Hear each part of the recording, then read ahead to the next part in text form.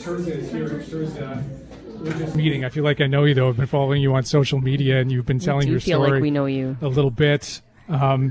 Tell us about what was going on in your life at the time of your diagnosis. Yeah, so I was just recently diagnosed in June of this year. For the past 5 years, I was working for one of the reconstructive plastic surgeons, Dr. Carolyn Duval. So a lot of our patients were breast cancer survivors. So I was very well informed about breast cancer. I had a lot of benign lumps that I had been monitoring for a few years. The one that actually is cancerous, I found last August. I had an ultrasound, and it was the same thing. They told me it was nothing to worry about, just have a routine follow-up in 6 months. I did, which was in February of this year. Same thing again. They told me, come back in 6 months. It's benign. But in May of this year, it grew rapidly, and I asked to have it checked early. So then I had a biopsy, which confirmed it was breast cancer.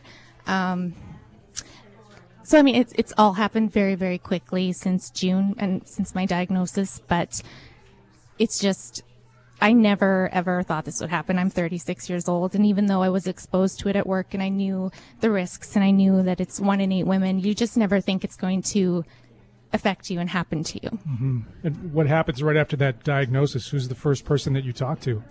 In this case, it was my boss, Dr. Duval.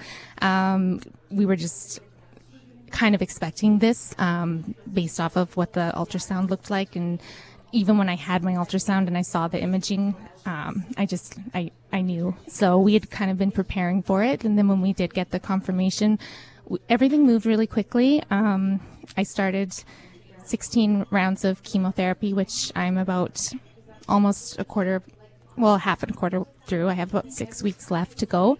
And then I will have a double mastectomy with reconstruction probably in December. And then hopefully I won't need radiation after. But again, you don't know until after surgery if you're going to need radiation. So, Terza, how has it been in terms of your family? You are so close with your kids, and I can't imagine having to tell them that. It's been really difficult. I have a 17-year-old daughter and a 12-year-old son.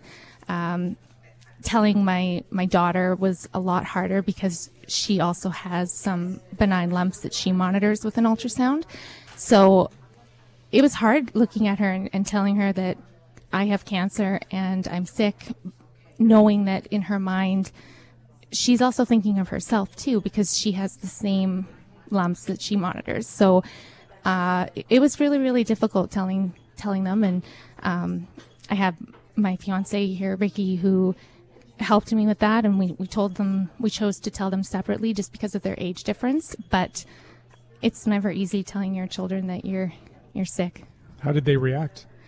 My son handled it okay. He's a 12-year-old boy, so he handled it okay. But my daughter had a hard time with it. She really understood what it meant. So for her, it was a lot harder. How have the treatments been? At first, the first 2 months were really aggressive. I was on a different type of chemotherapy. It was really, really hard on me. And the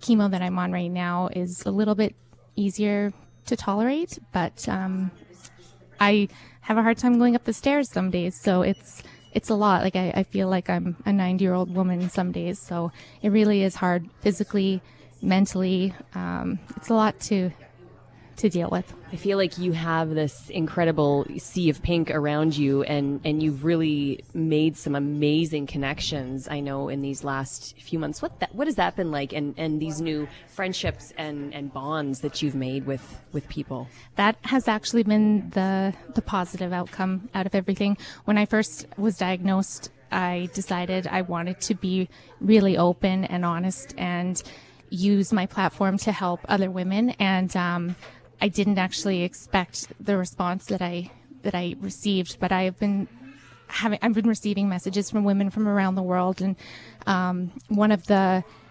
kind of inspiring things for me is hearing these other women's stories, and it's giving them the courage now to share their stories, where some women have even told me they were ashamed of their breast cancer and they kept it a secret.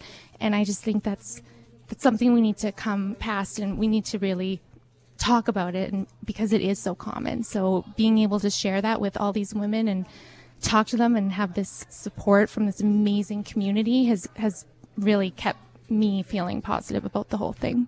That's why it's so great that you come here and you share your story. When you think about the dollars that are going into the research here and that are being raised, and everyone who calls in and makes a donation, when you think about your future and your daughter's future, what does that mean to you? That means everything to me.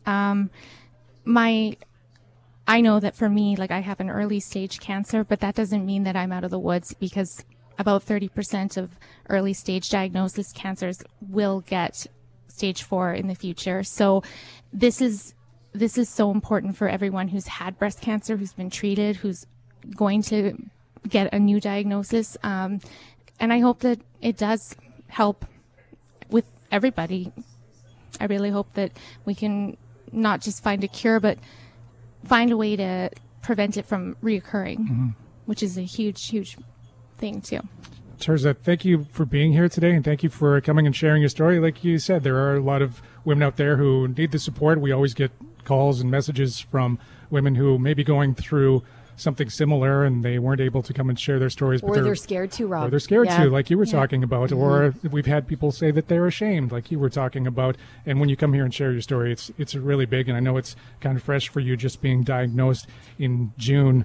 But thank you for coming and sharing your story, and we wish you all the best. Well, thank you for having me. And your fiance Ricky here was one of the coolest guys on the planet. Yeah, he's so cool. Like, you really used to are, work Ricky. here. And they go, "Oh, what are you doing now, Ricky?" Storm chaser. Yeah, I'm storm chasing. Okay. No bigs. No big deal. No, it's just great to have that support, Thank you isn't it? so Maybe you much. could talk a little bit about that, about the support from your family. Yeah, I've actually been really grateful to have Ricky. He's been my rock through this whole thing, and he's just so positive. And even on the days where I have really down days and I'm crying, and he's just in my corner pumping me up. So I'm really lucky to have him and my friends and the support from the community too. It's important. Yeah. Yeah. Thank you, Terza. So for Terza, for her daughter, for all the daughters out there who don't want to have to worry about this in the future, it's all about the research dollars. So when you make that donation, you're giving more hope. So please, yes, ring those phones, 374-4483, or you can make your donation online at C95.com. Terza, thank you. Thank you. Thank you.